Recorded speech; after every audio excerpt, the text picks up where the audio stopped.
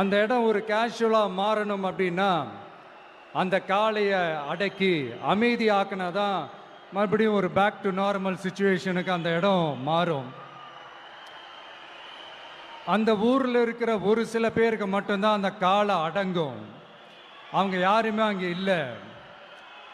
ஆனால் அந்த க்ரௌடில் இருந்த ஒரு சில பேர், ஆல்ரெடி அந்த காளையை அடக்கணங்களோடு இருந்த ஒரு சில பேர், எங்களுக்கு இல்லாத அனுபவமா?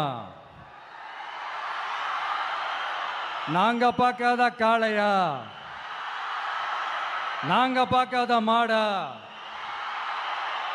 நாங்க போய் அடக்குறோம்னு சொல்லிட்டு உள்ள போறாங்க. ஒருத்தராலையும் அந்த காளையை தொடக்கூட முடியல. எல்லாரையும் அடிச்சு வீசி தூக்கி போட்டுருச்சு. இப்ப என்னடா பண்றது அப்படின்னு பார்க்கும்போது அந்த கூட்டத்தை விலக்கிட்டு ஒரு சின்ன பையன் ஒரு என்ட்ரி ஒன்று கொடுக்குறான். உங்களுக்கு தான் தெரியும்ல, டேய் எங்களாலே முடியல, நீ எல்லாம் என்னத்தை போய் கிழிக்க போற?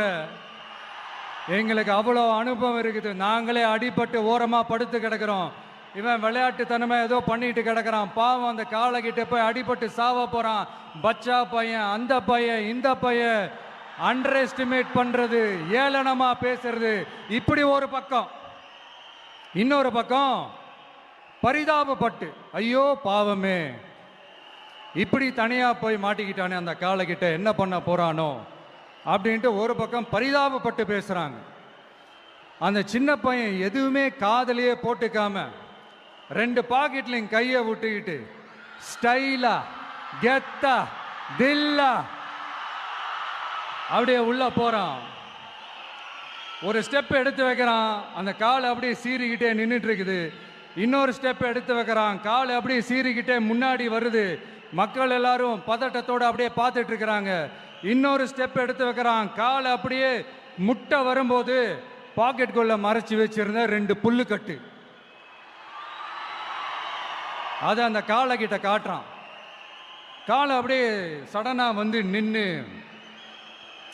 அது மூடெல்லாம் மாறி அந்த புல்லுக்கட்டை சாப்பிட ஆரம்பிச்சிருச்சு. அந்த சின்ன பையனும் அந்த காளையை அப்படியே தடவிக்கிட்டே வரான். காளையும் பக்கத்தில் ஒரு குழந்தை மாதிரி நடந்து வந்துக்கிட்டு வருது. பக்கத்தில் இருந்த ஒரு வயல்வெளியில் அந்த காளையை மேய விட்டுட்டு வரான். மக்கள் எல்லாரும் அந்த பையனை ஆச்சரியமாக பார்க்குறாங்க. அந்த அடிபட்டு கிடந்த அந்த அனுபவசாலிங்க தலையை தொங்க போட்டு நின்றுட்டு இருக்கிறாங்க. ஏன்னா பேசின பேச்சு அப்படி.